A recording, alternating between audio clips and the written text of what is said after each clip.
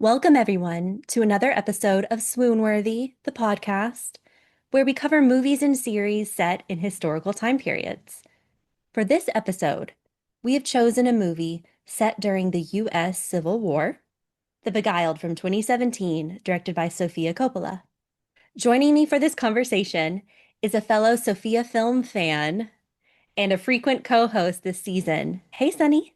Hi, Carly. I'm so excited to talk The Beguiled with you today. I am so happy that you're here with me. I know we're going to have so much fun diving into this movie, but I think at first we should talk a little bit about our director here, Sofia Coppola. In my opinion, she's the most aesthetically creative, visionary director out there. And I wanted to get your opinion. Do you agree with that statement? Do you have any favorites from her work? I totally agree. I think she is one of the most singular and unique filmmakers of today, really. I remember the first time I ever saw one of her films was in my European history AP class in high school. My teacher turned on Marie Antoinette, of course, and I was Oh, wow. actually so surprised. I had never seen this film before because I must have been 14 or 15. So it would have been out for several years by then. But I remember my teacher showed us the scene of young Marie Antoinette being driven in the carriage for the first time, coming to Versailles. And that was like, she made that like part of the history lesson, part of the curriculum. And we would like Oh, refer wow. back, yeah, we would refer back to scenes in Marie Antoinette like throughout that like French history I section, love like that. yeah, on the French Revolution. And I remember just like, I mean, it was cool. It was like the costumes and like the set pieces. I mean, like it was so beautiful and like Mm-hmm. just like immediately sucks you into that world, the opulence. But I also remember my teacher must have been like also like a film buff and was like loved talking about the sort of like anachronisms in the film, like Yes, the yes. classic like shot of the blue Converse and stuff. And I remember just thinking like this is the kind of movie that I want to see that like maybe I would want to make one day because at that period and at that time in high school I was like thinking about maybe going to film school for college and so yeah, I just remember that really, really vividly, like watching Marie Antoinette for the first time in class. And then of course after that I dove into the rest of her filmography and like just fell in love and yeah, I think Sofia Coppola really was the one that inspired me to go to film school and study art seriously. What about you, Carly? What was your introduction to Sofia Coppola? It might have been Marie Antoinette also, or Lost in Translation. I've been a big fan of both of those movies all my life, or since I was a young woman. And I can't remember which one came first, but my sister and I, we've talked about this many times before. We were obsessed with Marie Antoinette when it came out, and we were also young in high school. It had such an impact on us, like you. My sister wanted to go to film school to be a director as well, and she was just, Oh. yeah, enchanted by this movie. So, similar experience to you. And we had Marie Antoinette parties and just listen to the soundtrack and watch the movie all the time.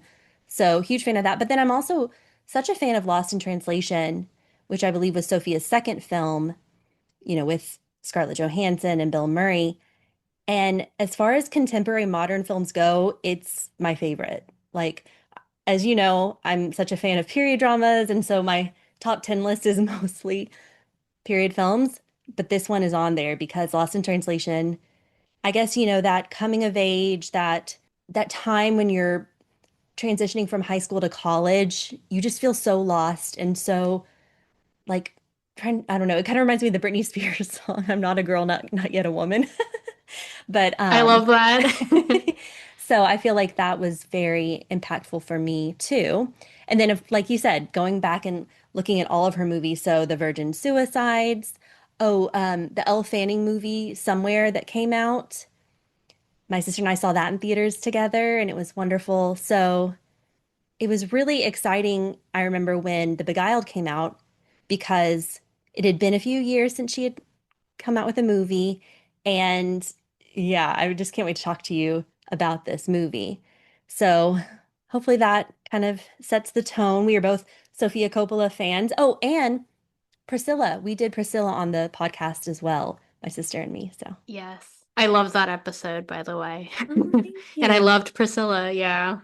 That's such a beautiful one. And I can't wait to see what she comes up with next. You and I, on our upcoming period dramas episode, mentioned the fact that there are rumors of a new one. Kirsten Dunst has read the script for it apparently and will collaborate with Sophia again. So it'll be their fourth film if you don't count Kirsten Dunst's little cameo in the Bling Ring. So, Oh my gosh, yes. I am dying to know what the project is and if it's going to be an adaptation or something original. I'm just so curious. Yeah. Do you have any predictions about what it might be? well, first off, I love how you mentioned if it's an adaptation of something because she does tend to take a book and like dig into it. Like Priscilla's based on Priscilla's memoir, Priscilla Presley's memoir. The Virgin Suicides was a book. So that's a really good point. And then The Beguiled, of course, what we'll talk about today. Also, she's done 60s, Priscilla, 70s, The Virgin Suicides. Would love to see an 80s movie from her. Oh my gosh, Carly, that's an incredible observation. I love it. We'll Yeah, see. that'd be awesome. What about you? Predictions? Obviously, I would love for it to be a period piece. The 80s Hmm. sounds so fun, and I can definitely see her like really digging deep into that 80s aesthetic and like giving us the pastel pink dreams of our girlhood. Yeah. Would love to see that. Yeah, but I would love to see her go back even further in time and maybe do another because I feel like Marie Antoinette was her last really like opulent film. In fact, I think it's like Hmm. her most opulent film because The Virgin Suicides and Lost in Translation, while both like very like aesthetically specific, were not necessarily the like the heights of Marie Antoinette, I think, were like Yeah, quite singular in her whole filmography. So I would love to see her go big like that again. I agree. Yeah, I'm curious what time period she would do it because I think she must like historical settings. She goes to every exquisite detail and like, everything in the background. I mean, she made for Priscilla, I think she created her own Graceland setting. Oh my gosh, did she oh yeah, I guess she must have. Yeah. So And they didn't then film in the I in don't think the so. actual house. Okay, I don't wow. think so. And then Marie Antoinette, she did get permission to film in Versailles, which was cool, but it's hard to recreate Versailles. And then with the Beguiled, I know we're going to talk all about the setting, and maybe this is our time to transition to that work, but she filmed on location in New Orleans, exterior shots, also the interior was shot in Jennifer Coolidge's home. Did you read that? Yes, I did also read that. That's so funny. And she was like mad because Colin Farrell's cane like left dents in her living room floor. So Yeah. funny. That's a good story. So yeah, so I think setting is very important to her, all the details, all the aesthetic touches, and then costuming. So she works with this one costume designer a lot, Stacy Batot, I believe is her name.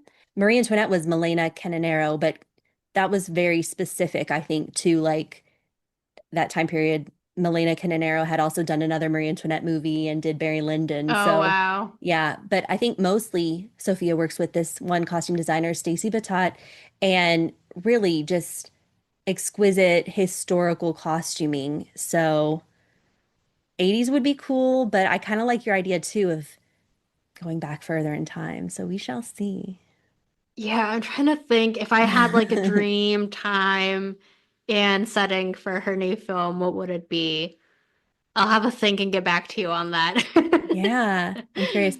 And then I did hear rumor once that she was going to make a version of The Little Mermaid. Had you heard this rumor? Oh my gosh, I totally forgot about that. But yes, Yeah. like I remember hearing that when I was in high school, and I don't think it ever materialized, right?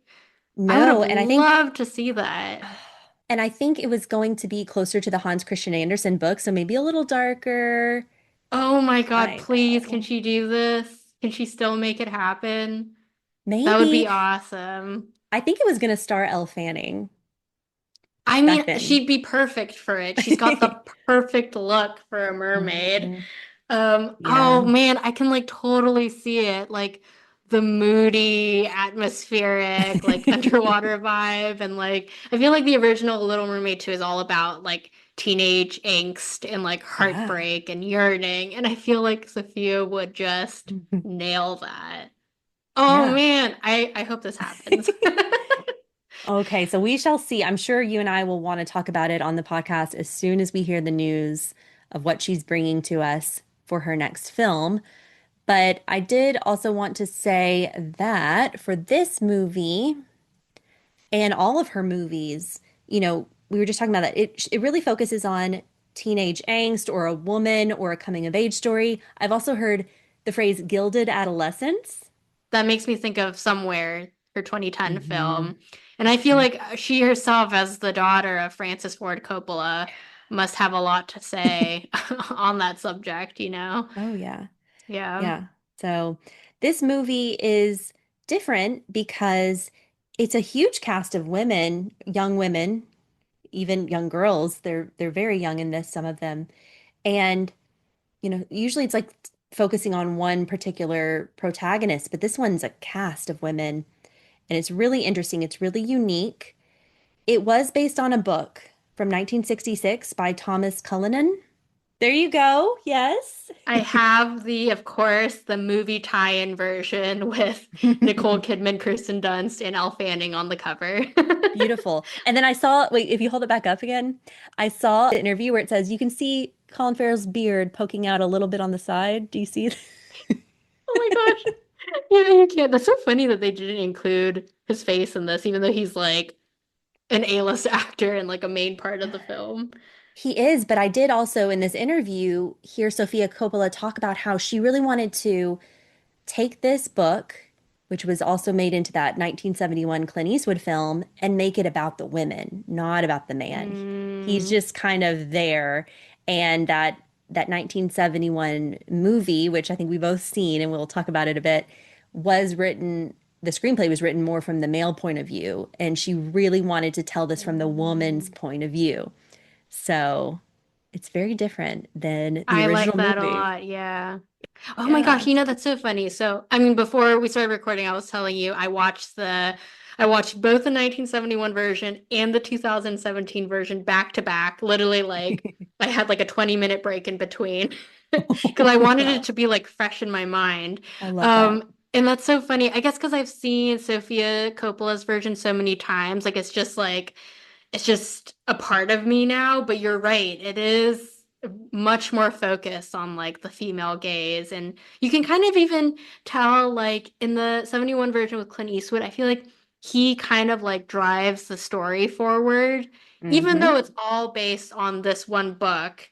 The plot is like it's very similar. Like all the main plot points still happen in both Right. versions, but I do feel like in Sofia Coppola's versions, you get a lot more like you get the conversations between all the girls and like what they're plotting and like how they drive the plot forward. So Hmm. that's interesting. Yeah, I didn't even think about that.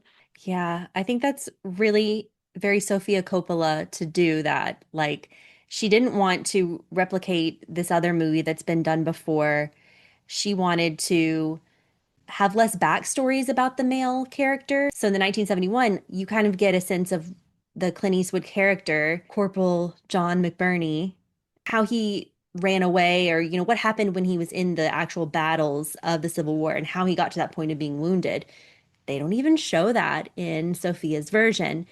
It literally starts out just the young girl, Amy or Amelia, finding him in the woods. And then you never learn like what actually happened because she wants you to just to wonder, as the girls did, what had happened to him. So, Oh, wow. That's so interesting. And you're right. Like I did think about the fact that they included his flashbacks in the 71 version, and it almost makes him like scarier because as he's like telling the girls what had happened to him, they're also playing his memories. And you can see on screen that he's lying to the women Yeah. about his backstory. Like he gives them the sob story about how he was like trying to save a fellow soldier and then got burned or something. But in actuality, he was like shooting people down and then got shot himself. Um, and Yeah. that was scary because like right off the bat, like you know that he's like this deceptive person that will say anything to like save his own skin. Hmm. Um, but what did you think about this? Like, I Oh my feel like, goodness. yeah, Clint Eastwood was so scary. Like, I don't know, he was like so like alpha male. Menacing. Yes, Yeah. like aggressive. Yeah. And Colin Farrell was more like, I don't know, he kind of was like your goofy uncle a little bit. Like, he didn't seem as scary right off the bat. I don't Yeah. know if that was like intentional. What do you think about that? The different Oh ways they my played this goodness. character. I don't know. I kind of like, first off, I'll just say I like both movies because they're so different yet the same. I know that's really hard to say unless you've seen both of them. Um, I think they both give good performances, but Colin Farrell, I think maybe a little more of a sly manipulator, less Mm-hmm. menacing, aggressive. And, the book too. I think Colin Farrell does capture it pretty well in the book. The character, I mean, but first off, they're both Irish. It's an Irish actor playing Yes. an Irish character from the book, which I love. Um, and he does, he switches gears so well, like from being the big brother to Amy, being the marriage material to Kirsten Dunst's character, and then like the seductor, flirtatious person to Elle Fanning's character, and then the protector and like helper to Nicole Kidman's character. I think he does that very well. Do you think that Clint Eastwood's like aggression makes him less sly in his manipulation, or you think he does a good job of that as well? Man, okay, first of all, I I think your know. descriptions of each of his like different personalities, like the different faces he puts on for all the different women is like spot on. That's such a good way to describe it. Um, yeah, is it scarier that like he convinced me, the viewer, that he like could be a good guy, but at the same Yeah. time he's like a master manipulator that's like able to wear all these different faces and like have all of these different personalities. I do feel like you're right. In the 2017 version, Colin Farrell does sort of the way he like changes from love interest to love interest feels a little more like easy. I don't know, Yeah. like it's Effortless. effortless. Yes. Is that scarier? Yeah, maybe actually. Maybe. Because I feel like Clint Eastwood is just like he's just like aggressively sexual to like all of Yeah. them, maybe in different ways. Like he tells them what they want to hear, right? Like he Hmm. tells like Miss Edwina like how beautiful she is and like appeals to her like virginal, Yeah. untouched, like yearning for romance side. And with Miss Martha, he's like, let's get down, you know? Um, Oh but my gosh. yeah, well, I have to It's ask hard to now that I know say. that you've read the book, Yeah. which adaptation do you think is more faithful to the original source material? Oh goodness. This is another one that's hard because there are characters in the book that are different, Mm. right? So they, in the book, there's Martha has a sister, and Oh, who's like yeah, at the school? who's at the school, Harriet. She's a Oh, younger okay. sister, and she's nice to Miss Martha's like sternness. She's like the opposite. She's very sweet and demure, but she gets drunk all the time. She's she's kind of an alcoholic. And then so they did away with the character of Harriet. And then other than that, I feel like the characters are pretty spot on, but we do have to mention the fact that there is a slave or, house servant Yes. in the book. Maddie is her name, and Sofia Coppola didn't put that character in the movie. She felt like it would be doing it the character a disservice because she couldn't, really dig into that history and do the character justice. I don't know if I'm characterizing it very well, but so I think that's interesting because that character is in the 71 film.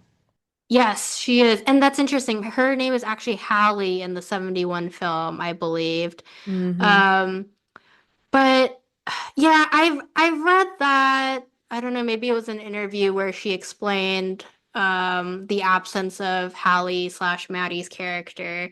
And okay, I love Sofia Coppola. Like that goes without saying. I do Yeah, feel like that was to me it kind of felt like an excuse. It felt I a know what you mean. little I know what you mean. lazy on her part. I don't know. I would Agreed. like once I learned about the existence of Hallie slash Maddie's character, I was like, oh, well, okay, that's a little disappointing that she didn't like make the effort to include Yeah, her, especially because I think actually that her character brings a lot to the 71 it film does. because Yeah. everybody else, all the other women at the school are like utterly under the corporal spell. And Hallie's the only one that's like suspicious of him and like can see through Yeah. him, you know? And I think you kind of need that foil to like Ooh, yes. keep keep the audience like grounded in like the reality of the situation. Like I thought her perspective was like really, really interesting, especially in contrast to like the rest of the women's. Um, I'm with you, Sunny. yeah, I'm so with you because also I think just from a historical standpoint, like to not include that character, I mean, I think we need to remind ourselves all the time of what the Civil War was about and like the presence of the slave yeah, population in the Civil War. yeah, So to eliminate that just felt like a little wrong and maybe, as you said, lazy. I mean, we love Sophia, but even if she couldn't have spent too much time on this character, to have that character exist and empathize with that character and how that character felt during this war going on then with some Southern women, I mean, I think it would have been important. I yeah. don't No, know if that I makes sense. agree. Yeah, it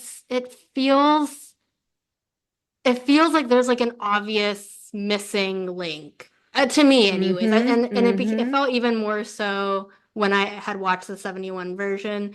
And they do actually reference I think obviously Sofia Coppola knew that Hallie slash Maddie was like a major character and people were going to notice that she wasn't Yeah. in the storyline. Yeah. And I don't know if you caught in the 2017 version when Amy finds Corporal John McBurney and she explains who's in the house because he says something like, who else lives with you, basically. And she goes, well, a teacher, students, the headmistress, the slaves all left. So she makes reference to the Mm. fact that there had been slaves that had been living with them at the school and they Mm. had left with the war.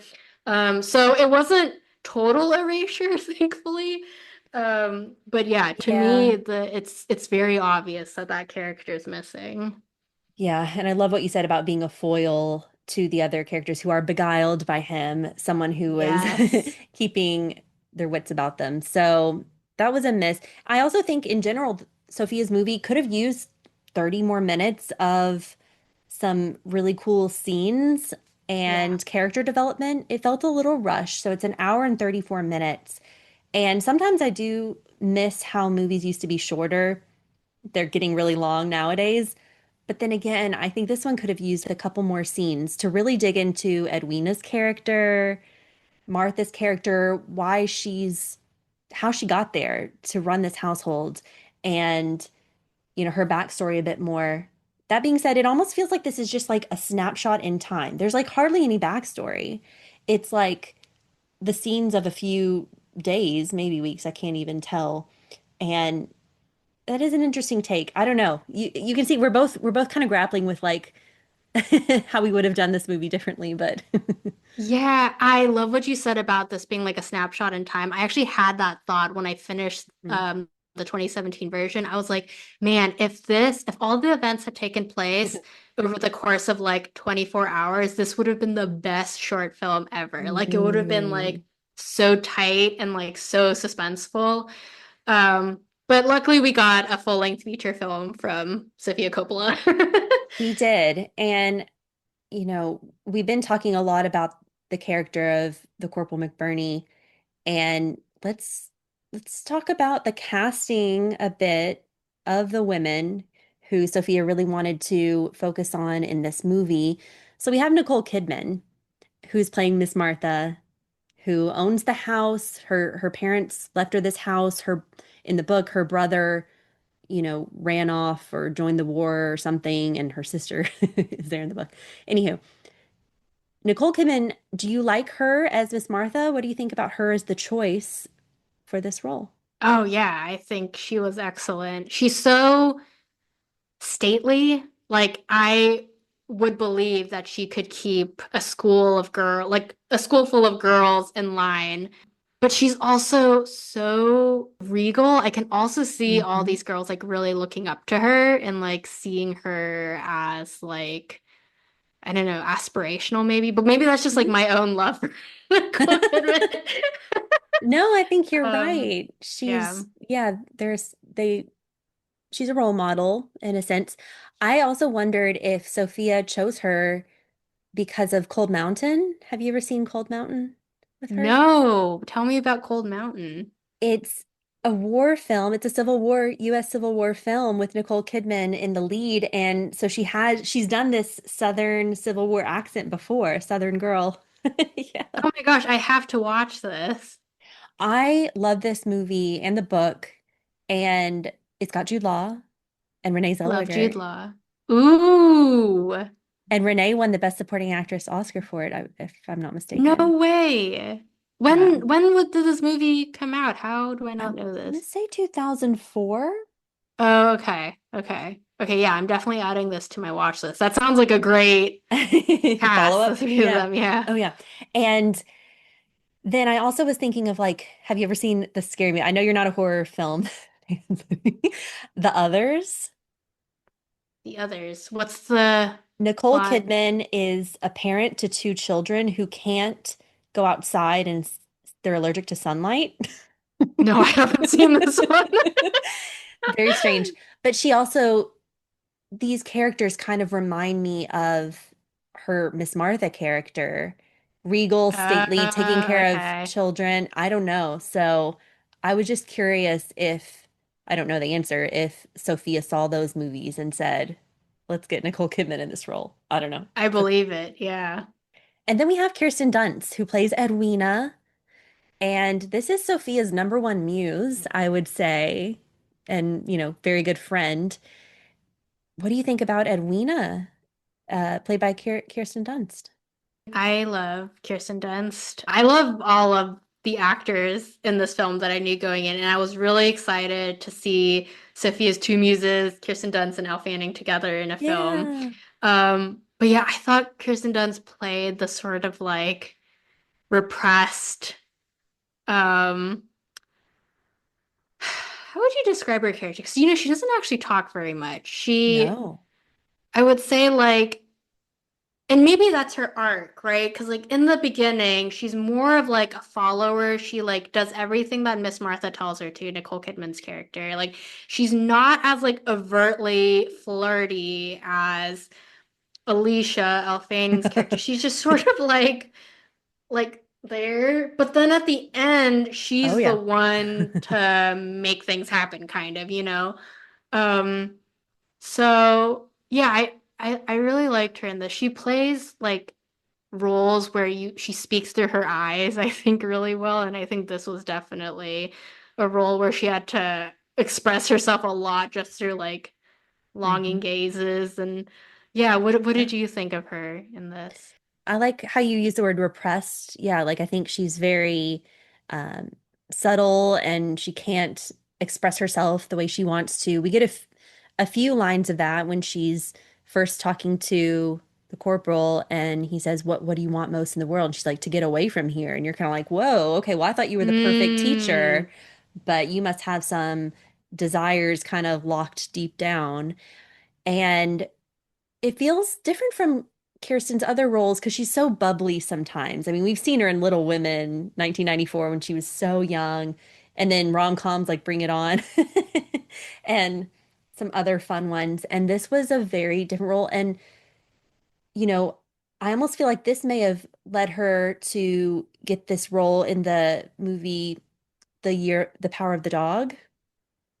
I don't know if Oh you've my gosh. Yes, you're right. Very similar character. And I loved Power of the Dog. mm-hmm. Um, yeah, I totally see that link actually. Yeah. Yeah, and she got the Best Supporting Actress Oscar nomination for that one, and everyone was so happy because Kirsten's had such a long career and hasn't always gotten you know, the nominations that she deserves, but she was very good in this. And you mentioned gazing also, and master of the window gazing scenes, Sofia Coppola. So we have Kirsten Dunst looking through the window, sometimes at, just the landscape or at Corporal McBurney. And that beautiful lacy curtain. I chose this shirt that I'm wearing because it reminded me of the lacy drapes. I love that. That's spot on. And, we see her in Virgin Suicides gazing through the window, Marie Antoinette. That's also, she's sometimes just on the balcony or gazing through the carriage. Yes, through the glass window of the carriage. This is like Sophia's signature shot, window gazing. And when you see it in her films, you're just kind of like, yes, there it is. You're so right about that. Yeah, I didn't even make that connection, but you're right. As soon as I saw, I feel like the lace curtains, like that sort of mood, the wistfulness, that's like such a trademark of hmm like all of her films. But I didn't even pick it up as like a motif until you said so. That's so cool. Yeah. Oh, and then I'm also thinking Scarlett Johansson gazing out the window of her hotel at the skyline of Tokyo. Mm. Yeah. So, anyways, that's our Kirsten Dunst character, Edwina. And then Elle Fanning as Alicia. You mentioned Elle and Kirsten, being friendly on set. Apparently, they became best friends on set. I love that. Yeah, because it was Elle Fanning's first movie where she didn't have to have a chaperone. She was 18 finally. So she lived with Kirsten and they got very close. And yeah. No way. Oh, that's so sweet. I love that. I didn't know that. I wonder if they like trade, like, I wonder if they're like, does Sophia do this with you? If they like Yes. compare notes. That is so funny. Yeah, because they both Uh, worked with her more than once. So that's yeah. that's truly funny. And that Elle Fanning was, I think, 11 in somewhere, I think I read or heard. Oh my gosh, was she that young? That's what I Oh think. wow. We'll have to fact check that, but she was so young. I love it when she's just ice skating to the Gwen Stefani song in somewhere. I remember watching it and like feeling so sad. Like Mm, so melancholic after it. And yeah. I think that was like the point of the film, but like I haven't watched it since because it just like filled me with like such deep sadness and like Yeah. feelings of loneliness. And to Yeah. hear That that Elle Fanning was only 11 when she played that role is crazy to me. Wow. Yeah, no, that's not one that I play a lot either because I'm with you. I'm with you. Whereas Marie Antoinette, I've seen like I don't eat Yeah. and I can't even count. Yeah, same. That's so funny. So we've been talking through the characters, and I mean, what do you think about her flirtatiousness? I mean, she is funny in this one. She is. She really went for it. Like I even love she had these like two strands of hair that like came down the front of her face and she would like peek out coyly from behind them like they were like little curtains. I don't know. I just like everything about her, the way she like played this character was like so funny to me because it's so girly. You know exactly what she's doing, but hmm she's so confident and she owns it. You like fully believe it. And I also noticed that they changed. I don't know what her name is in the book, but her character's Yeah, name in the 71 version was Carol. I don't know, maybe that's Carol wasn't funny. maybe it sounded too dated or something. But do you remember, do you remember who this Yeah, character was in the books? I think it's Alice, Alice. Okay, Alice, Alice, Alicia, Alicia. something like that. And maybe they changed it to something else because Amelia or Amy, like they're both A names and they wanted to. Oh, yes, you're probably right. And then there's a Jane character in this one. Is that the one who's played by Angourie Rice? No, you. No, I was just gonna say Jane and Marie's character in the 2017 version, they didn't really like stand out to me too much. Mm-mm. Um, and there were even more, I think a couple more girls too in the beginning of the film that we like never see again. Yeah. But sorry, what were you gonna say? No, that's so right. Like they're kind of just background little girls. I think Marie is the youngest, so sometimes I picture her more than the others. And then yeah, Amy of course finds him in the woods and feels very protective of him. But yeah, so Angourie Rice plays Jane. I just know that she's in the Mean Girls musical. Oh, maybe that's why she looks familiar. She's a bit older now, and she Yes, you're right. but she must be musical because in the 2017 movie, did you notice she's the one who's always like playing violin or playing the piano? You're so right. Yeah, that's Anyways, funny. no, I know that's what I think 30 more minutes of this movie with a little more character scenes. I don't know. I think it could have helped. I agree with you. I feel like the third act of the 2017 version felt rushed. But you know what's interesting is the 71 version was only 10 minutes longer. It was like an hour, 40 something minutes, and it felt I don't know, the pacing to me felt a little more natural. Like Yeah. if the suspenseful scenes felt really like drawn Hmm. out and like properly, they like really built up to the like climax. Um, I Agreed. have to agree with you that the 2017 version could have used like half an hour more to really play that out. But let's talk about some key scenes, perhaps. So, in both movies and in the book, you have the opening shot and the opening scene with the little girl finding the corporal. And with our 2017 Sophia film, it's beautiful from the get-go. Like the trees with the Spanish moss, it's like misty, eerie vibes already. The little girl's humming a war hymn, I think, right? Picking mushrooms and stumbles upon this wounded soldier. I thought the 2017 version really sold the sort of like gothic horror, that genre, sort of that it was trying to emulate, like with the Spanish moss and the mist. I thought it was like very, very creepy and like set up the jump scare of Corporal McBurney. It's like really well because you just know like, oh, there's a little girl foraging Right? mushrooms on her own in the woods. Like, what could go wrong, you know? Um, Yeah. yeah, I yeah. like that you said gothic. Yeah. Because I think I heard Sophia use that word in an interview too. And I love how they do the mushroom storyline setup from the very beginning. So this is part of her character. She likes to go and pick mushrooms. We Yep. know that'll come back later. Yeah. Yes, the movie begins and ends with mushrooms. I love that. Yeah, he immediately starts asking questions about, her home. How many are there any men there? Who are they? And he's so polite with her too, which I think is so interesting. Like, I'll accept your invitation. Like he's so this character. It is a really Yes, cool, interesting character. which is, you're right. He is so polite and like gentle with Amy, which is a very stark contrast to the Corporal's introduction in the 71 film. Yes, okay, so Clint Eastwood kisses 12-year-old Oh, that's right. Amy on the lips to distract her from like screaming out to the Union soldiers that are passing through. And Oh my Liam was gosh. with me when that happened, and he was like, "Ew." I was like, "Oh my God." He was They like, "Yeah, went there. I feel ill." And I was like, "Yeah, that's crazy." And I would like apparently I read that that wasn't even in the script.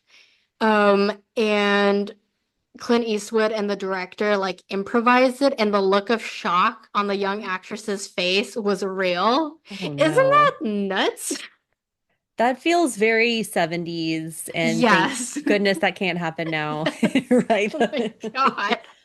Oh my gosh. Okay. Yeah, you probably Yeah. like erase that from your memory because it was just too disturbing. Well, it's a sign of the times a little bit. I mean, and that's the thing is that movie feels so 70s to me. Like Yes, yeah, it the really does. vibes, the aesthetic, oh my gosh, crazy. Okay, so we like the opening scene better, we're Yes. safe to say, for Sorry, Sophia's bringing movie. it back to Sofia Coppola's No, version. no, it's interesting and it's worth, studying, but okay. And then I also like how it cuts to Kirsten Dunst teaching the French lessons to the little girls. Yes. So you do get a scene before he's in the picture of what life is like. And already you can tell Elle Fanning is like so doesn't care about her studies. Yeah. Or Yeah. She's so bored. She doesn't care. She's Mhm. not like the other girls. Right. And so when the guy comes in to and they put him on the porch, she's already got that look, that what you said, that sly look and with the bangs or the hair strands. And he kind of grabs onto her skirt, and I think she's like, ooh, like it is Yeah. just wow. I think Elle Fanning delivers a great performance here. Other than that, you start to see that Nicole Kidman is fighting with this. She's kind of grappling with, do we turn him in or do we, do the moral Christian thing and help him with his wounds and help him convalesce and then take it from there. And the girls are all just like, yeah, we need to keep him here and help him heal. They don't want her to turn him in. I mean, what would you do if you were an adult in that situation? I really do feel for Miss Martha. Yes, and it is so funny because they are like, Miss Martha, no, we can't turn him in. And the thing is, like, it doesn't take much convincing. Like, True. she's like, oh yeah, you're right. We don't need to turn him in. We should like take care of him. Like, she's like ready to keep him in the house, and Hmm. I mean, I guess it must be very exciting for all of them. Oh my goodness. Um, but yeah, I feel like the attraction for her, you get the scene when he's like brought in and Yeah. she's like washing him and like bandaging his wounds and stuff, and like you're immediately like, oh, Yeah. oh, she likes him, like it's very obvious that she's like attracted to him and she's like fighting her own like desires and her urges. Um, Yeah. That is an interesting scene because you were mentioning like the sexual tension of the 71. You still get some of that, of course, in Sophia's version, but it's just a bit more subtle and maybe like handled in a very cinematic way. I don't know, a little Oh my less. gosh, wait, Carly, I don't know if you remember this part either, but in the 71 version, there's like an incest storyline with her Oh, brother. And yeah. like while she's Geraldine Page, who plays Miss Martha in the 71 version, while she's like bandaging Corporal John McBurney, she's like having flashbacks to like kissing her brother. Oh my gosh. That is omitted from the Sofia Yeah, Coppola version. Is that in the books? I it wanted to is. ask you. Oh It my is. I gosh. think it's inferred a bit in the book, yeah. Or like, Oh wow. yeah, it's clear that she had put her brother on a pedestal and kind of loved it. And I think that's why he ran away, actually. I need to remember. Oh, no Yeah. way. There's a lot going on with the book. It's a good book. And if you like this story, whichever movie you've seen, it is a good read because you get the backstory. You get Oh like my her gosh. relationship with her brother and then the sister that they totally omit. And the fact that Edwina has came from money a bit. And Mm, Alice, or is her name Alicia in a Carol. Carol? Her mother was like a brothel prostitute Oh my woman. gosh. Wait, Carly, I love that you've read the book because I feel like I'm getting all the inside tea on these Yeah. characters that I didn't have. Yeah. So you can really see why these girls, these young women, turned out the way they are. I Oh, guess hopefully that's not okay. offensive to say that, but just she had learned from her mother how to flirt. She literally there are mentions of her learning how to flirt from her mother. Wow. Yeah. That's So, so interesting. hmm Huh. hmm Yeah, it's so I love the way they like, and we've been talking about how he like flips between these different personalities to like really endear himself to these individual women. And you get that set up so early on in the hmm film. Like both of the films, the way that he attracts their interest and like the individual ways like they yearn for him as like a romantic interest slash partner. Um, And are oh, you, it's so Sunny, I have to ask, are interesting. you using the word yearn because of the the latest trend of maybe not. What? No, tell me what this is. So I don't watch it myself, but my sister does. The Summer I Turned Pretty. Oh my gosh, yes, I have seen the full series. Oh, you have. Wait, what Isn't is there, this about yearning? there's some trend right now using the phrase yearning, and Oh my God. Maybe I I've guess just like Conrad. absorbed that like subconsciously because you're right. I have said yearn many times tonight. But it's very fitting for this. Beguiled That's is so in the, funny. is in the name here. That's, anyways, I had to ask. Yes, all the different ways they're beguiled by Colin Farrell slash Clint Eastwood. Oh my goodness, truly. Now, you mentioned the sponge bath kind of scene, and then, Martha, she is a nurse, and that's in the book too. She can mend wounds and she Oh. can do these kinds of things. Some women really did have to learn that, of course, in the Civil War era, even if it wasn't their specialty. And the gore and the grossness, the medical, you and I have talked about this. We don't like this. We turn away. Is Mm-mm. that right? Yeah, I mean, in both films, there were just, I like literally held my blanket up Yeah. above my face. I like could not watch. Oh my gosh. It reminded me of when we were talking about Mr. Russell being shot in the Gilded Age. Oh, yeah. I know it's fake. I just like cannot look at it. Like I can't stomach it. It I can't like either. makes me want to die. Yeah.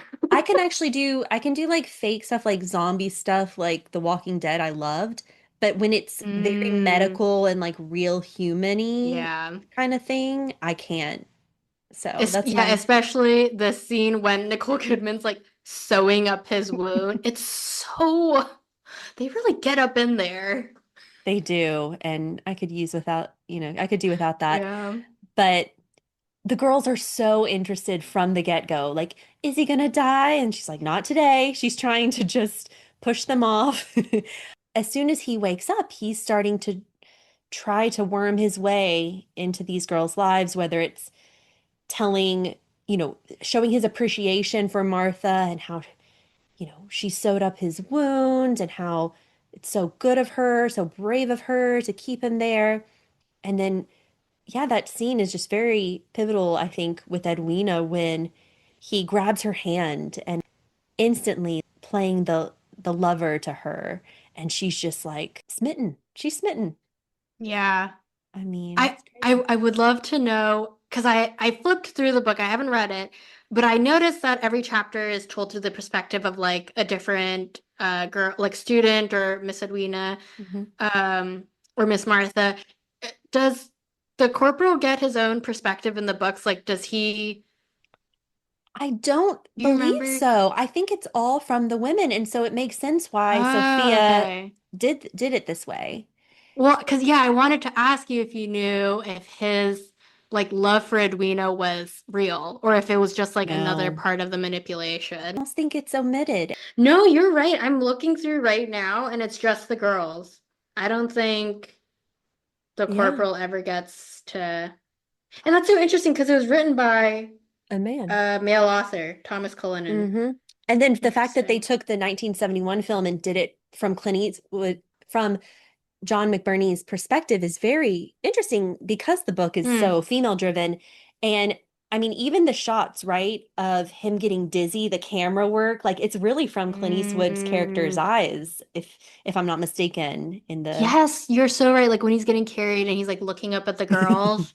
But then in Sofia Coppola's version, everyone's like looking down at him. hmm I love these parallels and like Yeah. recognizing them. That's so interesting. This is a fun one to see the two movies back to back. I kind Yeah, of envy what yeah. you did. Like, I should have done that. I haven't. It was a trip. Oh my goodness. We haven't talked too much about the costuming, but it's so beautiful in this movie because when it's their daily activity time, they're wearing lots of like white cottons and linens and skirts, flouncy skirts and blouses, and very delicate, right? Because they're at a women's boarding school essentially. So they're learning etiquette, and apparently the actresses took etiquette class to learn how to Oh, did they? handle their skirts and stuff. So I think that comes across very well with the costuming. But then I love the evening wear. I love the gowns. Yes, especially the pivotal dinner, the dinner before things hit the fan. Hmm. All the like beautiful, I don't know if it's like a satin or like silk, but it's very reflective Yeah. and like they like glow in the candlelight and Yeah. I just I love that. It's so beautiful. I mean, I love the shots and exactly what you said, the candlelight, because if you think about this movie that Sophia made, natural lighting. Like Yes. when it's dark, it's really dark. Yes, it really is. And I actually wrote a note about that, about how Sophia's version, it really feels like a horror film because of how dark it is. Mhm. But like even during the daytime, it's always like misty, foggy, Mhm. cloudy, and the lights are always like there are like no lights in the house. Obviously, electricity hasn't been invented yet. But I noticed that it was always the curtains were always drawn, I guess, to like keep out the heat and like keep it cooler Oh. inside. But it was so dark inside, even during the daytime. Whereas in the 71 version, they Mhm. didn't they didn't lean into that too much, I don't think. But it makes Sophia's version much more atmospheric, I think. Oh yeah. To its advantage. I like really loved that. I Yeah. love it too. Like I love creepy vibes and I kind of just want to go for a walk in her movie. Yes. I love how Yeah. I love it when they're out on the parapets, I don't know what you want to call it, the balconies, and they're looking th through The spyglass. the Yeah. spyglass because they're trying to keep watch. They have to keep watch, really. They don't know what's going to come their way. You can always hear cannonballs in the distance, cannon fire. You hear the crickets and cicadas a lot of the time in this movie, and it just creates this world that feels very real. There is music in it. Music score by Phoenix, which is the yes, Oh, I did yes. not know that. What? Yeah, so Thomas Mars is the front man of the band Phoenix, the French band, and Sofia Coppola's husband. That's right. Totally Yeah. forgot about that.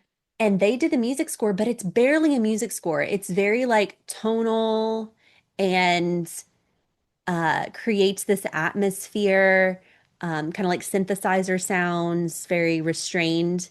And then I read Sophia saying that it is meant to create the tension and not alleviate the tension at all. Like you're supposed to just feel this stress. Oh, yeah.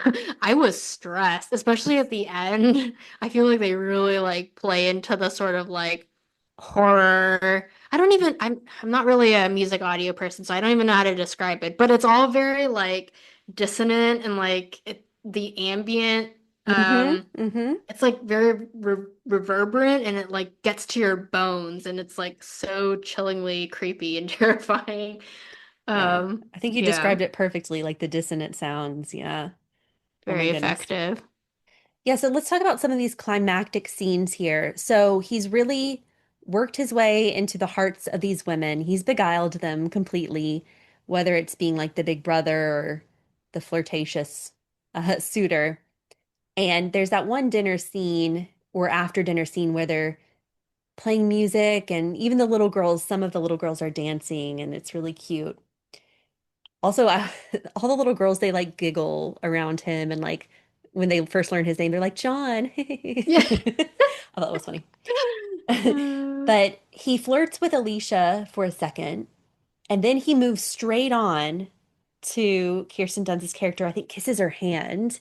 Yes. And then Nicole Kidman's character, Martha, calls him over, and he goes that way. So we were talking about him having to switch gears so much. It's in that one scene. He's kind of, what is it, the shot fire approach or something where you trying to shoot multiple things and one of them will hit? Do you know what I'm talking Oh my gosh, that's so funny. That's exactly what he's doing. I mean, honestly, I have to give this character kudos about? because, first of all, how is he like keeping everyone Hmm. s straight in his mind and like able? I mean, that I guess he's just like a master manipulator, right? That's like It what must he be. is. The fact that he's like able to like give everybody what they want. Yeah. And there's that one scene, I don't know if it was this dinner, it was like a previous evening, Hmm. and Jane was playing the piano and Hmm. singing, and all the girls were like surrounding the piano, looking at him and singing with her, and Elle Fanning is like sitting front and center, and they're all trying to catch, all the girls are trying to catch Corporal John's eyes while he's like reclining in his seat. Yes. And oh my God, I'm not gonna lie, if I was Corporal John, I'd be like so scared. Like all of these women just like staring at you and like wanting a piece of, like they look like they wanted to eat him. Yeah. Well, And like that's he like loved it. he did, but no, that's funny that you said that because in that Sophia interview, she said that Colin Farrell was such a sport because they're supposed to treat his character kind of like a piece of meat. Right? Oh my gosh, that's so funny. And Colin Farrell, he would like kind of wink at them and like they didn't always put some of his they didn't always put some of his mannerisms and interactions in the movie. They didn't make the final cut, but apparently he's really playing into this character a lot. Um, Wow. and that he was such a good sport about everything. So, and then I saw Colin Farrell, he was quoted as saying, it is the most aesthetically rich film he'd been a part of. Wow. What a Yeah. compliment. I love that. Because Colin Farrell's been around for a long time Yeah, he has. and He's done a lot. done so much. I had a crush on him when I was younger. He was in this Jesse James movie. Wait, which one? It wasn't the one with Brad Pitt, was it? No, Because that's like one of my favorites. I was like, how did I miss Colin Farrell? no, he plays Jesse James. It's a 2001 movie called American Outlaws. And Oh. I was a teenager, I guess. I was pretty young, actually. Anyways, I loved this movie and I thought he was the cutest thing Oh my ever. gosh. I need to watch this. No one ever talks about it. I'm gonna post about it at some point. It has Ali Larder in it. I think that's really cool that he was in this movie. They needed some male lead for this movie that they were gonna pick on and uh, do things to, and he signed up for it. That's so funny. Do you know, was he like Sofia Coppola's first pick? Has she said anything about that? Or I guess she I wouldn't tell anybody if he wasn't. That would be like, No. Well, when you think of Irish actors, I think he's pretty front and center too. So if she was really trying to yes. find an Irish actor, I feel like she'd go to him. I mean, The Banshees of Inisherin is great. Love that movie. Yeah, Yeah. you're right. You're right. Oh my gosh, I'm just thinking about Cillian Murphy as Corporal John McBurney. Actually, though, have you seen the That would have movie? been interesting. That would have been. Have you seen the movie Red Eye? No, That's I a weird love it. word to Your say. recommendations are the best. And you know I watched them too. I know you do. So there's this movie I just rewatched it with my husband recently called Red Eye, and Cillian Murphy has to play. I don't want to spoil it, but let's just say he's being kind of creepy, charismatic. Okay, love that. So now I'm thinking, I love how you just called out Cillian Murphy. I think he maybe could have done it. He gives sort of like the Clint Eastwood vibes with like the ice cold stare. Um, So funny. I but like love maybe that. under the eyelashes, sort of Yeah. dangerous, flirty energy. Mm-hmm. Yeah, he's in that movie with Rachel McAdams and they're on a plane and I recommend it for a fun watch. But yeah, Oh my his gosh. blue eyes too. Okay, now we're talking about Anyways, but I do think Colin Farrell did a good job, but the real climactic scene that he's a part of, I mean, you think that he's going to put all of his eggs in the basket of Kirsten Dunst. Oh, they actually, I think he kind of proposed, didn't he? Does he kind of propose to her? Well, before the climactic scene, when they're still like in the parlor after dinner, he like whispers to her, "Can I come to your room tonight?" So he does set it up Yeah. for them to like be together that night, which it just makes it more shocking when we discover him in Elle Fanning's room, in Miss Alicia's room. That was like, Unbelievable. yeah, that was a total shock to me. I like couldn't believe that I was like very confused actually. Like I was more confused than shocked about why I went that way. But in the 71 version, I think they set that up a little more organically where all Okay. three of them were flirting during the evening party. He kisses Miss Martha before going up to Oh. his room. I think he does still ask Miss Edwina if he can, hmm go to her room that night. But what eventually lands him in Carol's slash Alicia's bedroom is that he's like outside of his room. Everyone else is asleep, and he's like deliberating whether or not to go in Miss Martha's room or Miss Edwina's room. And Carol comes down the stairs and kind of like folds her arms and looks at him like, "You coming with me or what?" So he's Ooh. almost like forced to go upstairs with her. And I almost wonder if there's like a deleted scene or something of Elle Fanning like seducing him away. Yeah. Um, do you remember if that Yeah. was like a thing in the books? Sorry, I'm like really like testing. You're putting me on the No, no, spot with your no. book knowledge. Unfortunately, I don't remember, but she's just very full on flirtation in the book. Yes. And they all go to visit him at Yeah. certain points, which I think is so Yeah. funny. I mean, Amy, the little girl at the beginning, wants him to be her best friend, wants them to be like best friends. And like, I love how he always plays to her, like, oh yeah, I love nature. I love all animals and creatures that are wild. Like he never misses a beat there. But I think he sees Alicia as kind of an easy target. I know that sounds bad, but it's true, and he overplays his hand. That's what I kept Yep. saying in my head. I think he thought that he could go to Alicia's room and then maybe go to Edwina's room too. I don't know, No, that's definitely what he was planning. At least in the Sofia Coppola version, I think right? that's what he was planning to do. Yeah. I think he was going to make the rounds. He even hesitates at a minute. He and Miss Martha, Nicole Kidman, are kind of face to face for a minute, lingering. He was just trying everything. And poor Kirsten Dunst's character, though, she like gets out her pretty nightgown, she brushes her hair, Oh my sprays gosh. perfume, and she's just waiting. And then she kind of hears, I think she senses someone's moving in the house.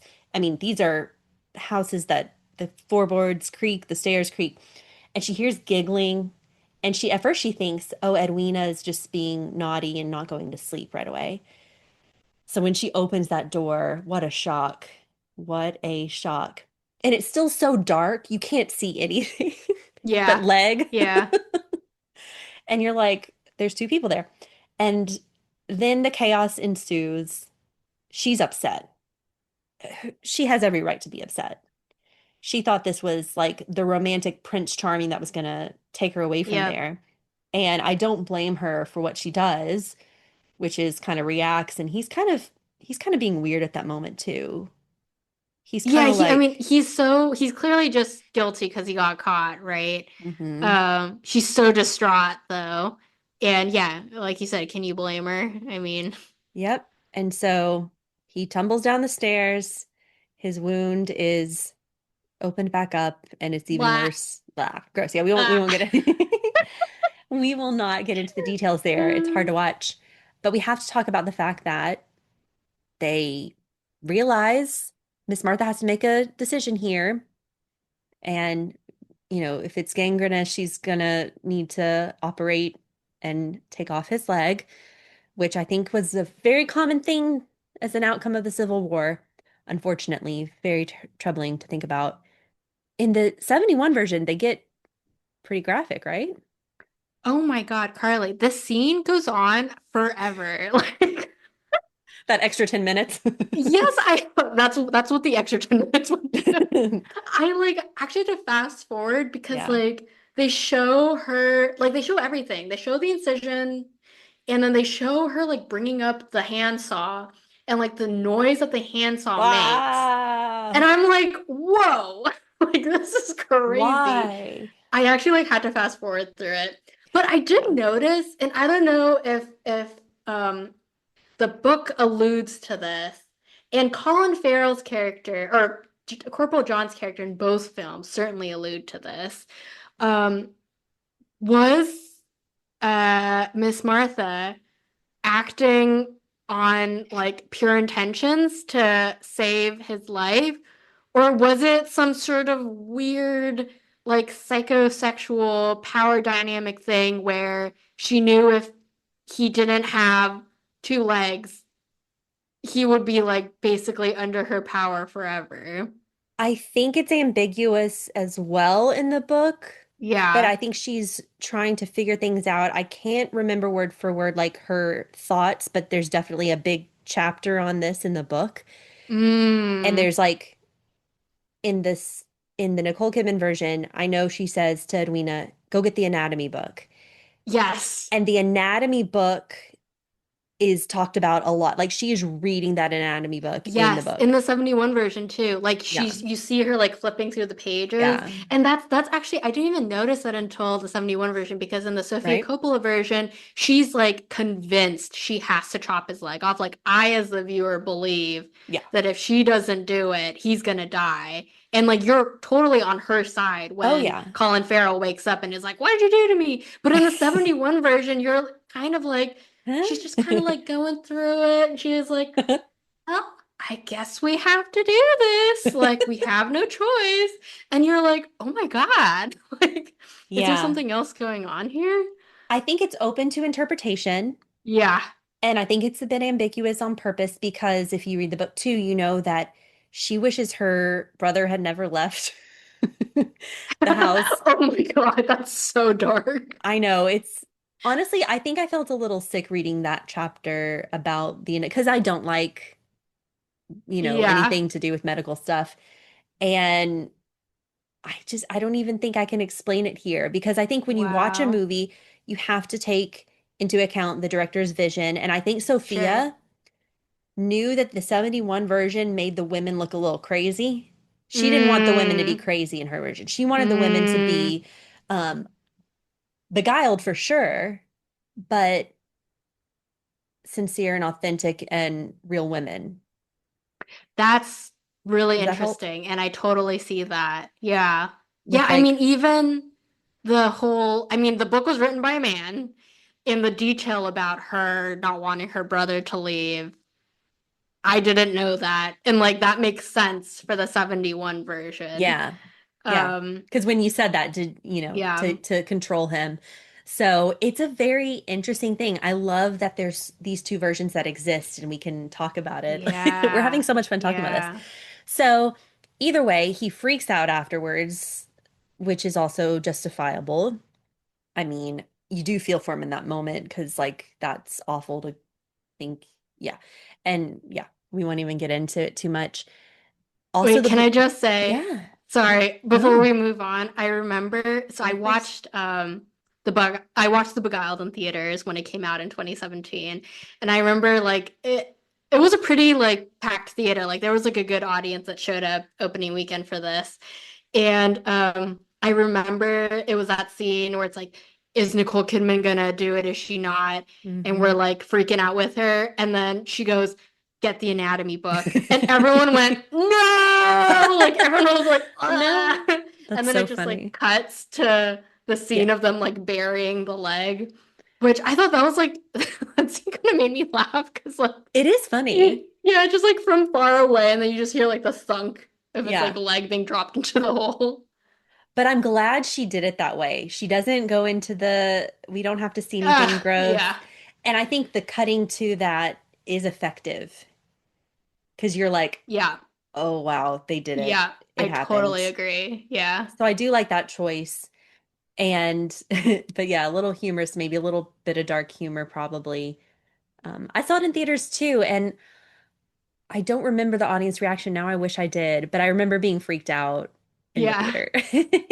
Well, yeah, okay, because also Colin Farrell's wound was so like his like bone sticking out was like so much more graphic than Clint Eastwood's. Like you couldn't really maybe that's also why I felt more ambiguous Miss Martha's Choice and the Clint Eastwood uh version was because it I don't know, to me it didn't look that Oh no. bad. Oh my gosh, what a But trip. Colin Farrell's Yeah. it looked yeah, like it, there was no going back. Oh my gosh. Honestly, just horrible to think about. I mean, it makes me think of Gone with the Wind too, when there's that scene where they're doing the nursing and she's just horrified at them having to amputate Mm. and her face, it's just a close up of her face. Yeah. So, and then she quits being a nurse after that. Anyways, yeah. So these Civil War movies are quite crazy. But he goes, and speaking of crazy, John McBurney goes crazy. He tries to, or he starts to threaten the women because he feels like he's been done wrong.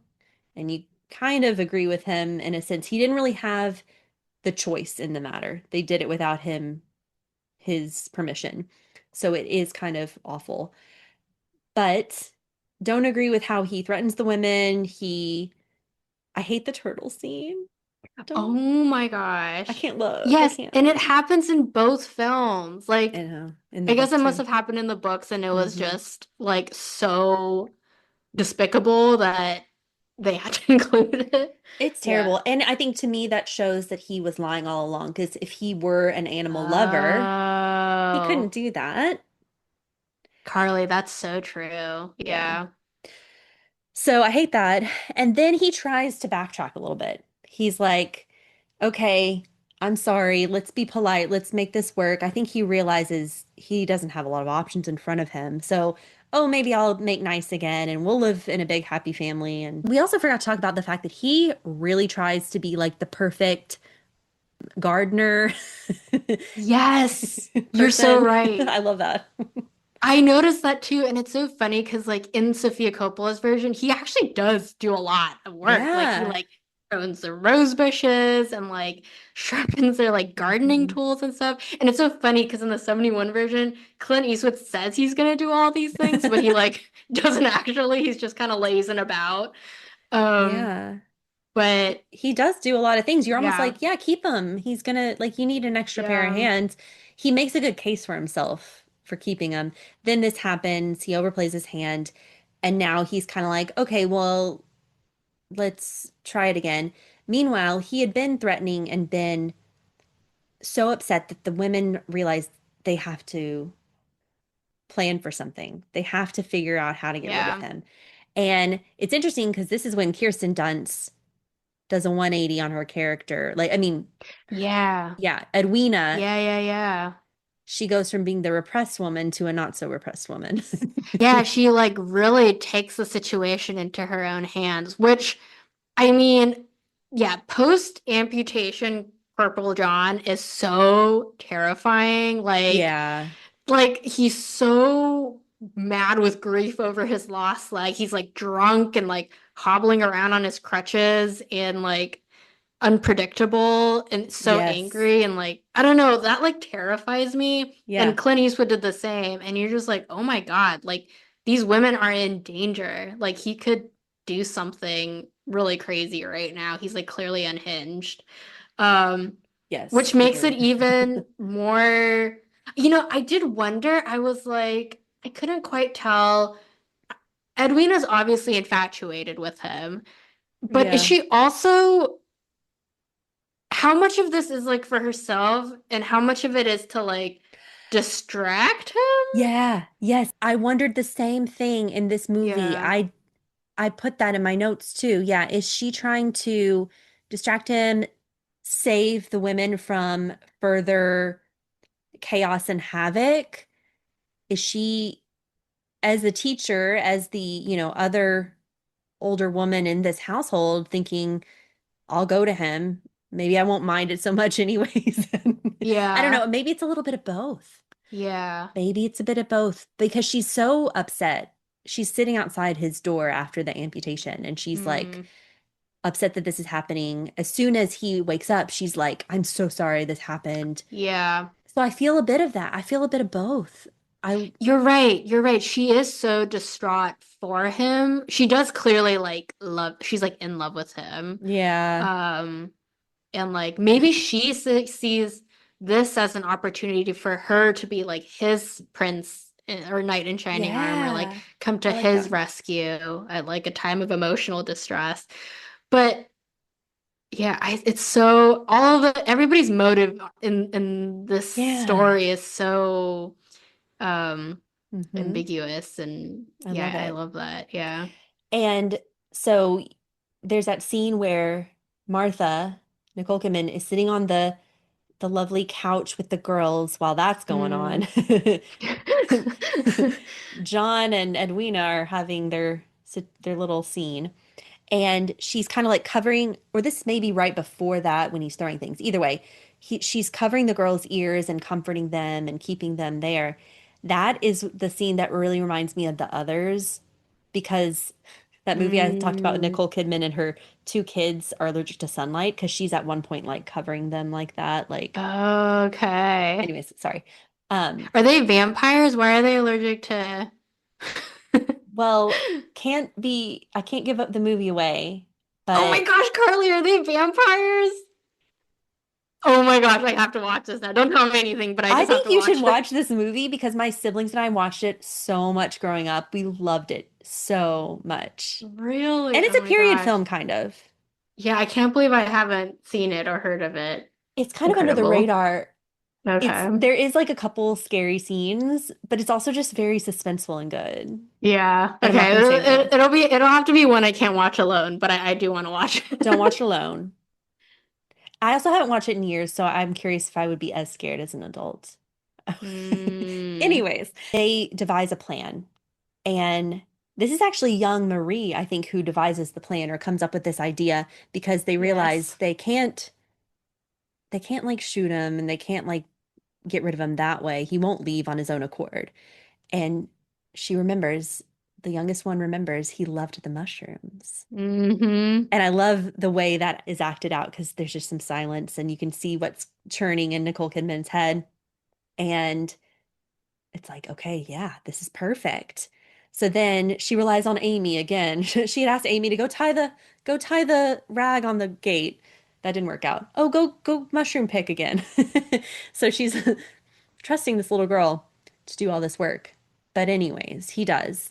Sorry, she does. She goes out there and picks her mushrooms again, but she picks the poisonous ones. Hmm. Love it. I cannot believe that this idea came from the youngest of the girls. Like, what a black horse. Like, little Miss Marie Yeah, comes up with like the most devious plan to poison the corporal.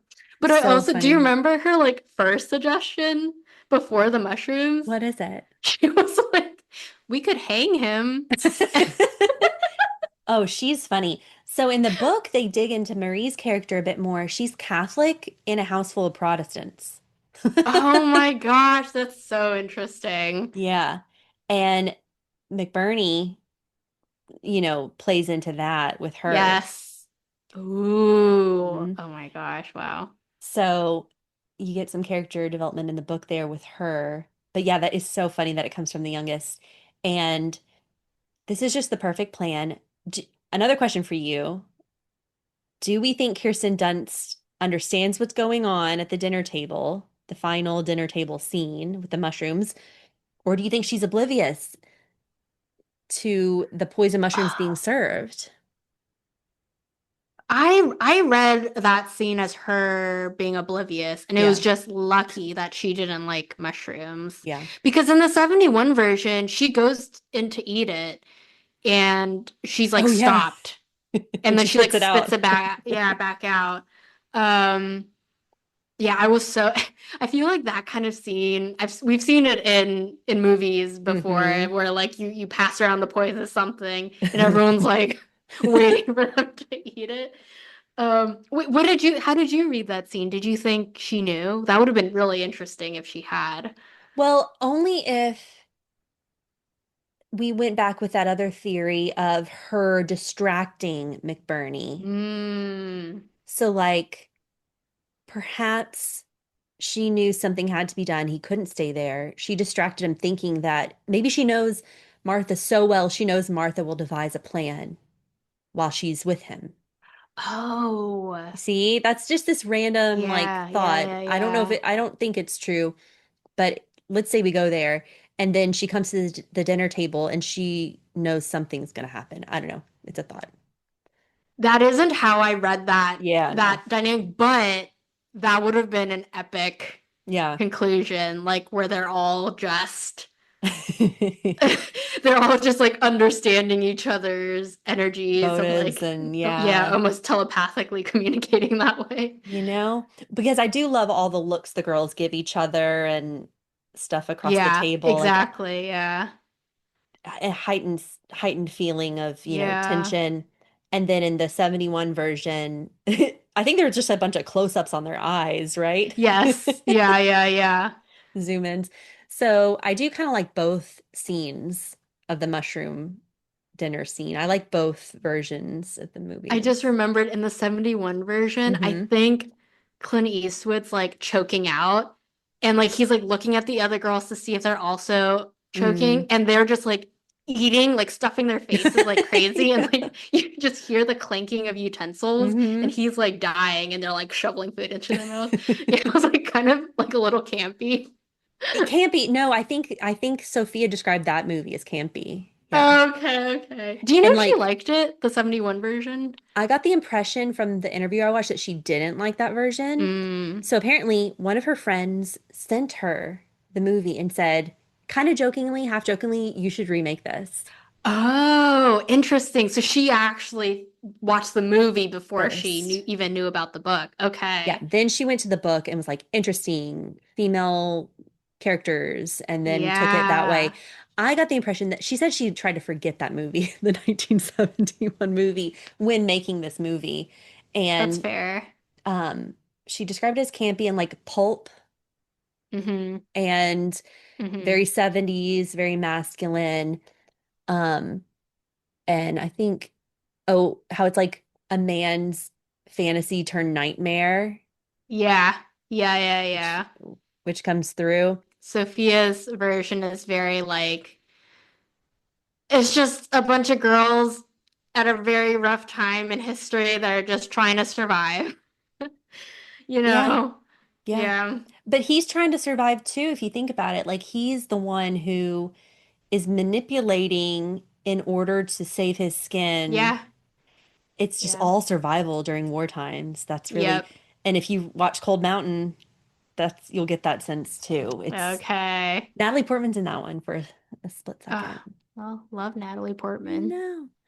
But I still love all the scenes of this movie, and we're kind of coming to the end here. But one shot that really struck me, and I don't know why, at that dinner table scene, it just shows this really pretty crystal pitcher being poured, and it's With the just so, wine. it's just so Yes. beautiful. All the details of Sophia's films. Oh my gosh. I loved that too. That's so funny. Yeah. That really stuck in my mind. Mm-hmm. Yeah. Mm-hmm. The mushrooms get passed to him and they all kind of pass it along. So I feel like the blood's on all of their hands. Ooh, that's so good, Carly. Yeah, that's yeah. I love too that in the Sofia Coppola version, I noticed that they all take a Mm-hmm. part in passing it to him. Mm-hmm. That isn't what happens in the 71 version. He like Mm-mm. takes the mushrooms and they all pass it along because they themselves don't want the mushrooms. Oh, Um, it's like the interesting. same action, but it holds different meanings, I feel like. It does. That's Yeah, interesting.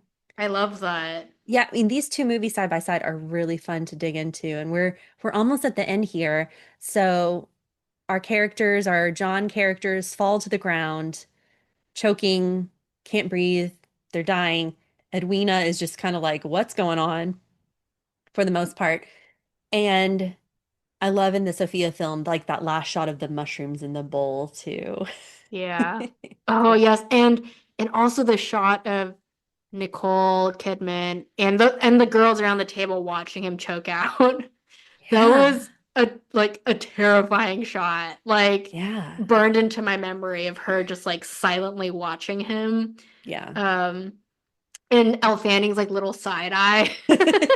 She has some great sideways glances in this one. Yeah. So that's really how we end the movie, except for then it's showing them sewing up the body bag. Yeah. I mean, survival, what you said, they're just trying to survive in this wartime. They learn so many things through this experience. Death is never going to look the same to them again after this. Mm. And I love how they're even instructing the girls how to sew properly with I this. know.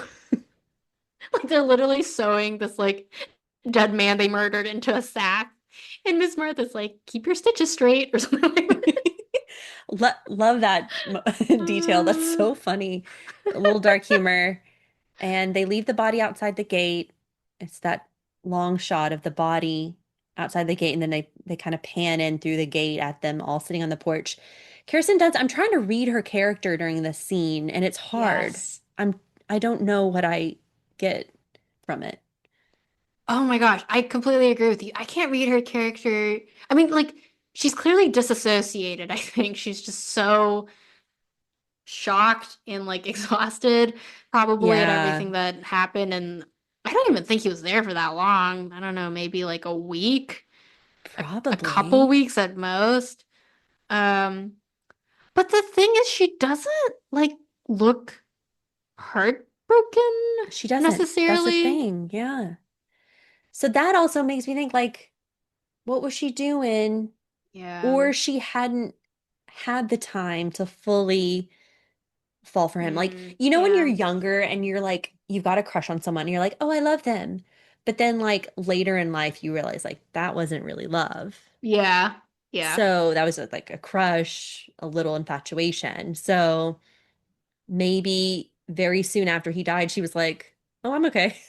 Yeah. I don't I know. No, that's so true. Like it wasn't like it never got deep enough for her to feel that heartbreak. But I also wonder if like she was always wrestling with those two sides where like she was so physically attracted to him and like Hmm. yearned for him romantically, but at the same time she saw him like go crazy and like threaten the women and also Yeah. like sleep. He was like in Alicia's Yeah. bed. So Yeah. she clearly, I think she was like a little, online to the fact that he like wasn't a good guy. Yeah. Yeah. And maybe at that point, he was like her ticket out of there Oh, yeah. versus like because she knew his character now. She knew he was not to be totally trusted. Maybe Mm, she was like, I'm still just going to get escape with him because she doesn't want to be yeah. there, we learned. Yeah. But I don't know. It's a very interesting character, Edwina is. They're all interesting. They're all pretty cold there at the end and dark. And I mean, he did kill a turtle, so Yeah. Ugh, so screw yeah. him. Okay, I love that you brought that up though. Not the turtle. Okay. Sad for the turtle, but I feel like talking to you about this film, it's made me appreciate Edwina's character a little more. Mm, Because I felt like in both versions, she kind of like took a back seat until the end. Like she wasn't as hmm like engaged or like I don't know. She didn't like really propel anything for me, but I think like mm, her sort of like inner life, I yeah. think like analyzing this film with you, it's made her motivations and like the reasons for she does things like much clearer to me. I feel that way too. I feel like talking with you has been really, really eye-opening. And we picked up on some of the same things, but then it helps to just talk it out and really Yeah. dive in. And I think there's a lot of depth and skill to Kirsten Dunst and her acting. She's been at it since she Mm, was very young, and this was a different character for her. And yeah, what motivated her? I'm sure she was really thinking this whole time what motivated her. And whereas with Alicia, we kind of know her motivation a bit more. She's just like at that age where you want to flirt with guys. Um, she's I love that one scene where she's talking to two of the little girls and she's like, "Well, how can we keep him here? Martha doesn't want to keep him here. What should we do?" Yeah, I don't know. She's kind of Yep. scheming and oh, I love it also when she's walking through the garden and she waves at him flirty. Like, I mean, I think Elle Fanning does a great job in this movie. And we hadn't seen her in a role like this for a while. Now she's Mm, done more roles, grown-up roles in like The Great on Hulu, where she's a bit more sassy and crazy. But up until this movie, I think she had had a lot of little girl roles, even yes. Sophia's somewhere.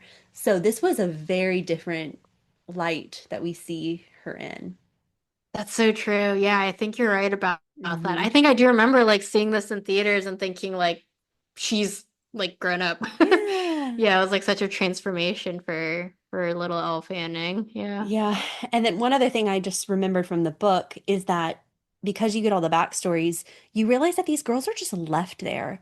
Like they're kind of abandoned by their parents because of the war that's going on. They don't get a lot of Oh. correspondence with their parents. They're wishing they knew more about what was going on. Some of them are just ready to get the heck out of there. Like it doesn't seem like a Mm. happy house. You know what? That's so funny. Like, I didn't even think about that when I was watching it. Like, I guess that's just suspension of disbelief. Like, all these girls are in the school together. But you're right. Like, where are their parents? And, like, why Yeah. aren't they with them? Hmm. Yeah, they all have a different story of how they ended up there and why they're still there. And it's a good read. I think it is a good read because there's a lot of depth to this story. And at this point, we've kind of talked about all the major plot points, Sunny. Is there anything that we missed that you want to share with our listeners?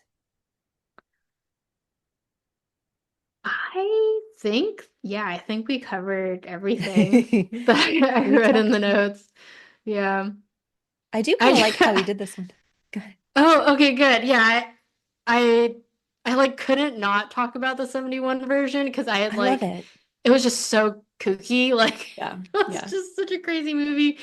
Um, I did write we talked about them like dropping the amputated leg into the hole in the 71 version. Do you remember? Like I think Amy comes downstairs and Marie and the other girls are like running out and they're like Amy, Howie's gonna bury it. Oh, And yeah. she's like, bury what? And they go, what do you think, silly? The leg.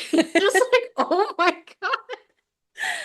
Oh my gosh. Yes. They're so desensitized at this point. Yes, it's so funny. I That mean, like, is so funny. messed up, but so funny. Yeah.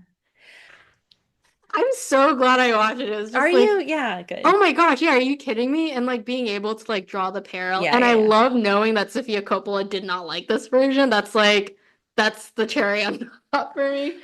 But you know what's funny is I kind of like it. Oh, Does that sound yeah. weird? Because it's No, no, no. just, I liked it too. yeah. I mean, it's a different time period, 70s, very Yeah. like campy, as you said. But I mean, there were some parts of it where I was like, I like the way they did this scene, though. Yeah. Do you feel that I way? mean, I thought they like really again, I haven't read the book, so I don't know. Like I can't reference the source material, but I thought they really went there with the 71 Mm, version. Like it's super like perverted. It's yeah. super weird. It's super violent. And not Yeah. to say that I necessarily like go for movies that are that Right. way, but I thought it like made a point with the sort of like it felt like a psycho thriller to me almost. I think they like accomplished what they were going Yeah. for. I think Um, so too. I think yeah. it worked for the time period for the storyline, which is pretty crazy. Yeah, no, I'm with you. And there are scenes where I almost wish like I like this movie from Sophia. It's not my favorite Sophia, Hmm. but I almost feel like there was just something there that I wish she had done a little more of or something. Yeah. Do you No, feel I that? agree. I think like It's two-part for me actually. Like having watched a 71 version, the 2017 version feels like it just scratches the surface of the Yeah. themes of the book now that I know more about the book and like the Mm. context, and it doesn't feel like it quite goes there, you know? But at the same time, I almost appreciate the Sophia version more after having seen the 71 version because now it like to me Sophia's version is like almost an answer to the sort of Ooh. misogynistic version Yeah. of the 70s. And so like as like a pairing, I Yeah. think they're so interesting. I think that's well said, Sunny. Yeah. Yeah. You can appreciate certain parts of both of the movies and you appreciate it when you watch them together. Yeah. Yeah. Yeah. I love the behind the scenes shots of this movie. Oh my I'll gosh. post them on Instagram Please. because there's so many cute ones of them wearing their silky, satiny costumes or their cottony flowing costumes together. Cute ones of like Elle and Kirsten with Sophia, Nicole Kidman looking regal as can be. And there's some really great shots. And then I have the the Sophia book. Oh, yes, I need to get that book. Yes. And there are some great, well, the behind the scenes shots are in here as well as like, I don't know if you can see this, like fabric pictures and Oh my stuff. gosh, are you kidding me? This is awesome. Yeah. And let me see if I can get one of the behind the scenes things. Well, here's Nicole Kidman looking regal. Okay, this This ensemble really stuck out to me. It's mm, like the black hat ribbon with the black ribbon around her neck.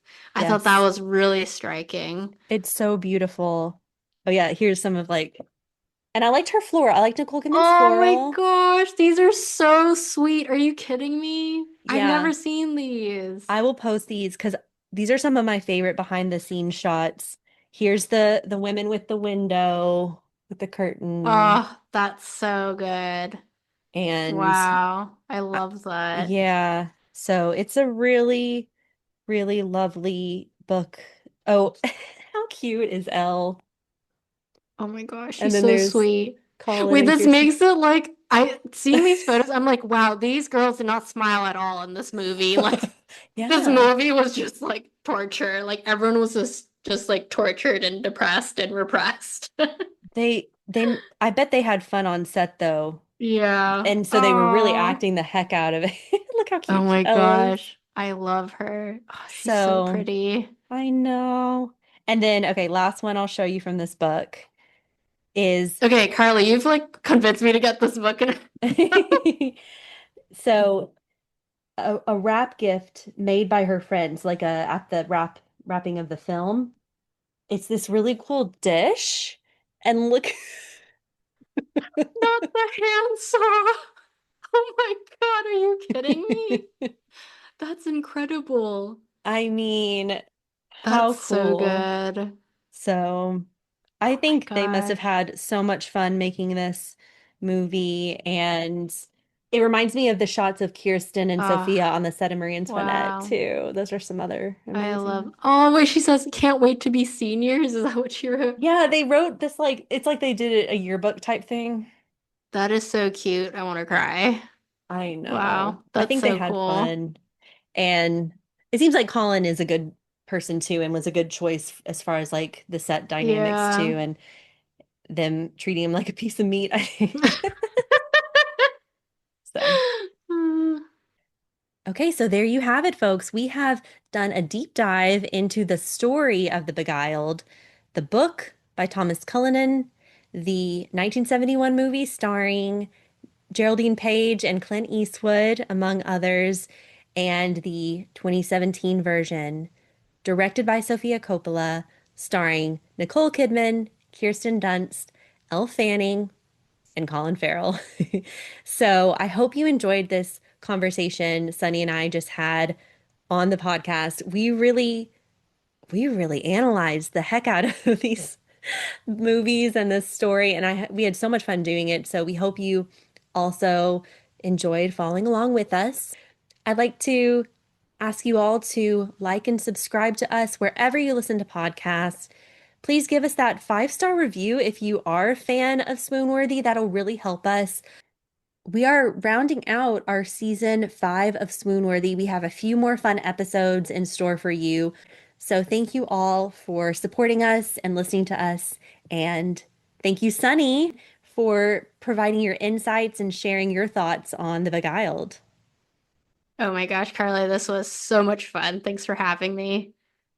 Well, you are welcome back anytime. We will have some fun topics to choose for season 6, I'm sure. All right, everyone. Catch you next time. Bye.